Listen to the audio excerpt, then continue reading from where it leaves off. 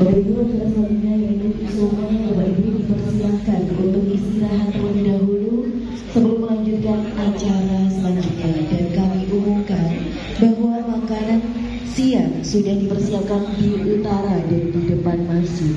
Terima kasih. Bahwa nanti pada saatnya sidang komisi perlu kami sampaikan lokasi dan pesertanya. Komisi Baksul Masyarakat Naib Rombongan Solihin.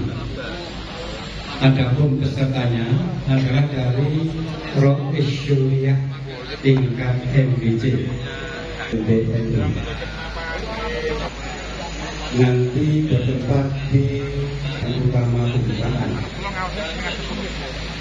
Adapun Sri Kanting NU dan bertujuan untuk apa dihadiri? Konferensi cabang Nahdlatul Ulama yang ke-17 itu melakukan agendanya adalah evaluasi kinerja pengurus yang mendapatkan amanah di tahun 2020 sampai 2025.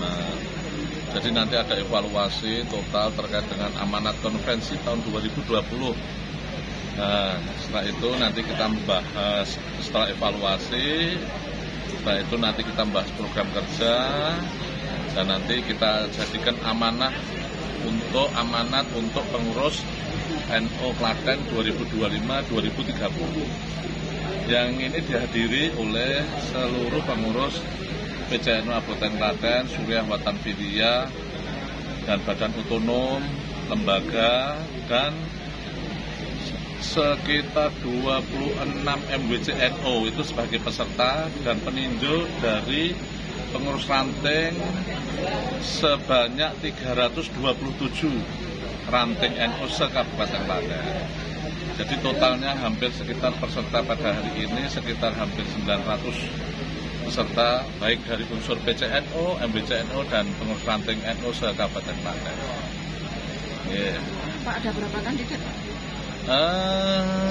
Kandidatnya nggak ada ya. Jadi gini, karena NU kalau untuk memilih Rois Syuriah kan ada lembaga di NU itu, ada lembaga Syuriah dan lembaga Tanfidiyah. Lembaga Syuriah itu nanti secara pemilihannya seluruh musawirin itu khususnya MWC 26 itu mengajukan 5 nama. Setelah 5 nama nanti yang teratas nomor 1 sampai 5, lah dia mau melakukan musyawarah siapa yang diminta untuk menjadi Rois Syuriah dari PCNU Klaten. Jadi mekanismenya begitu. Jadi milih 5 dulu, setelah 5, setelah itu nanti kiai-kiai yang 5 teratas itu untuk melakukan musyawarah untuk menentukan siapa yang menjadi Rois Syuriahnya. Setelah itu terpilih, lembaga yang kedua adalah Tanfidiyah.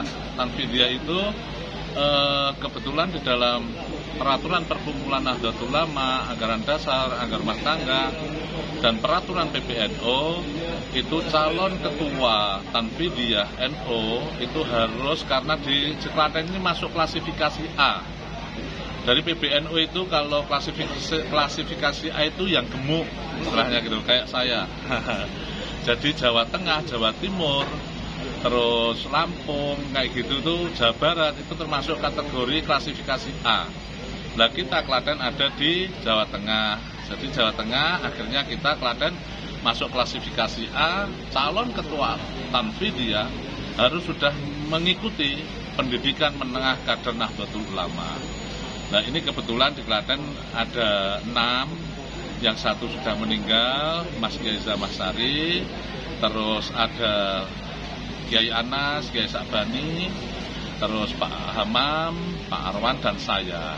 Kebetulan Pak Sabani dan Pak Kiai Anas merangkap menjadi pengurus harian partai politik, otomatis tidak boleh, dan tinggal 3 gitu. Dan itu tinggal 3, lah itu monggo nanti kita serahkan pada musyawirin untuk memilih. Dan uniknya di NU, calon ketua Tanfidiyah harus mendapatkan restu dari Rois terpilih, karena supremasi Syuriah itu tinggi. Jadi ibaratnya kita mondok itu, Syuriah itu adalah yang pengasuh pondoknya. Kalau Tanfidiyah hanya lurah pondok. hanya mengimplementasikan apa yang menjadi kebijakan Suriah. Nah itu, jadi pengambil kebijakannya itu adalah Suriah bersama-sama dengan Tanfidiyah. Nah terus kita Tanfidiyah yang mengimplementasikan itu. Jadi mekanismenya kasus mana? Pak, tiga itu siapa mawar, Pak? Nah ya, kan ada 3 yang bisa dipilih ya. Dan semuanya tidak mengajukan. Nanti biar musyawirin aja yang menentukan.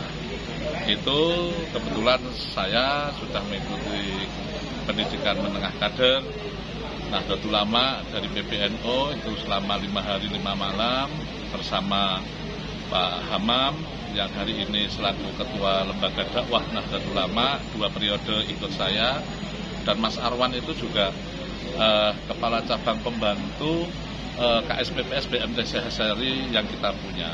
Itu kader-kader kita semuanya lah, teman semuanya, dan semuanya kita serahkan pada musyawirin. Yang pasti di NU hari ini mamanya kita jadi imam, makmumnya ya harus nurut. Besok kalau kita jadi makmum, kita makmumnya harus manut dengan imam. Itu yang baru kita bangun di Nahdlatul Ulama. Jadi satu komando sam'an wa ta'atan dengan PBNU, PBNU, PCNU, MWC, ranting itu harus koheren, harus sama gerakannya. Dan itu kalau sudah itu upaya itu bisa kita lakukan, insya Allah NU ini semakin kuat karena kita bersama. Sesuai dengan konon asas ini pun Mbah Hasyim Asy'ari, mari kita semuanya harus masuk ke Nahdlatul Ulama. Dengan apa? Dari semua aspek masyarakat. Dengan apa? Dengan penuh kecintaan, kesatuan, terus kebersamaan, agar jiwa raga, agar pengkhidmatan kita di Jamiah Nahdlatul Ulama ini bisa optimal dan kita bisa menjemput berkah raksasa daripada muassis Nahdlatul Ulama Mbah Hasyim Asy'ari beserta para pendiri Nahdlatul Ulama. Siap. Tadi Pak Bupati Klaten Pak Hamenang menyinggung soal sampah. Gimana tanggapan Mas Mujib selaku ketua? Justru itu yang menggulirkan kita. Jadi gitu. Sebelum ada demo-demo itu kita NU hadir di tengah masyarakat. Kita tahu betul persoalan sampah yang ada di Klaten, dan itu menjadi apa istilahnya darurat sampah di Klaten. Dan kita mendapatkan informasi bahwasanya ada transaksional dari luar daerah kita. Terus kita juga tidak tinggal diam, kita juga melakukan uji airnya, kita labkan ke Jogja, segala macam. Dan akhirnya kalau itu ada betul-betul ada pencemaran segala macam, nah itu di momentum konferensi ini kita sampaikan kepada pengurus MWC dan ranting supaya nanti ini menjadi program kerja, yaitu ranting Nahdlatul Ulama hadir di tengah masyarakat untuk menjadi inisiator bank sampah. Jadi kita justru membantu pemerintah untuk memecahkan persoalan sampah itu. Siap. Jadi tidak apa-apa, pemerintah punya problem hari ini, nah NU hadir untuk melakukan solusi-solusi alternatif terkait dengan persoalan sampah. Itu yang pertama. Yang kedua terkait dengan pupuk ya. Pupuk. Jadi kalau NU hari ini Lembaga Pengembangan Pertanian Nahdlatul Ulama Klaten itu kalau bicara organik, kita sudah punya lembaga sertifikat organik dari Innovis Bogor. Itu sudah lulus kita, udah 2 tahun ini.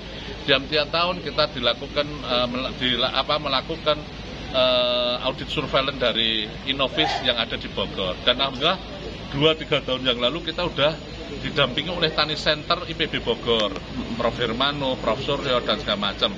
Intinya di dalam Bahsul Masail sudah dibahas, yang akan dibahas di Komisi Bahsul Masail, yang nanti akan kita putuskan di dalam program kerja, rekomendasi, setelah itu program kerja, itu terkait dengan apa?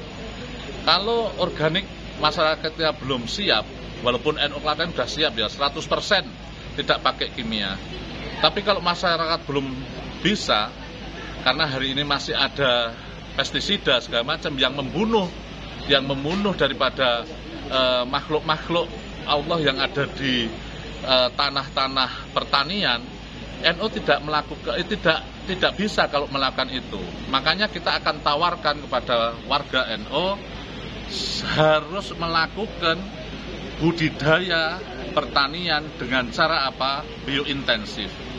Biointensif kita diajari oleh Tani Center Bogor, dan biointensif itu kita tidak pakai pestisida, tapi hama-hama yang ada di lahan pertanian tidak dibunuh. Ini penting. Kalau masih membunuh sesama makhluk, Gusti Allah masa bunuh. Ini menjadi masalah bagi kita, tidak boleh. Katanya Islam rahmatan lil alamin. Kita